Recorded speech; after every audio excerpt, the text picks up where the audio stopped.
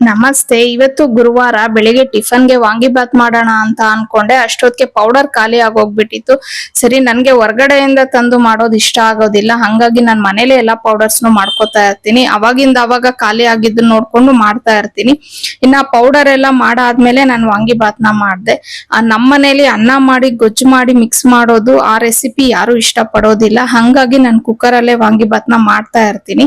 ಇನ್ನ ಅದ್ರ ಜೊತೆಗೆ ಹಾಗೆ ಮಕ್ಕಳಿಗೋಸ್ಕರ ಓರಿಯೋ ಮಿಲ್ಕ್ ಶೇಕ್ ಸಹ ಮಾಡಿದೀನಿ. ಇನ್ನ ವಾಂಗಿಬಾತ್ ಪೌಡರ್ ಆಗಿರ್ಬೋದು, ವಾಂಗಿಬಾತು ಹಾಗೇನೆ ಓರಿಯೋ ಮಿಲ್ಕ್ ಶೇಕ್, ಈ ಮೂರು ರೆಸಿಪಿನ ಇವತ್ತು ನನ್ನ ಯೂಟ್ಯೂಬ್ ಚಾನಲ್ ಅಲ್ಲಿ ಒಂದು ಲಾಂಗ್ ವಿಡಿಯೋ ಅಪ್ಲೋಡ್ ಮಾಡಿದೀನಿ. ಅದ್ರಲ್ಲಿ ನಾನು ಶೇರ್ ಮಾಡ್ಕೊಂಡಿರ್ತೀನಿ. ನಿಮ್ಗೆ ಟೈಮ್ ಇದ್ದು ಇಂಟ್ರೆಸ್ಟ್ ಇದ್ರೆ ಒಂದ್ಸತಿ ಆ ವಿಡಿಯೋನ ಚೆಕ್ ಮಾಡ್ಕೊಳ್ಳಿ.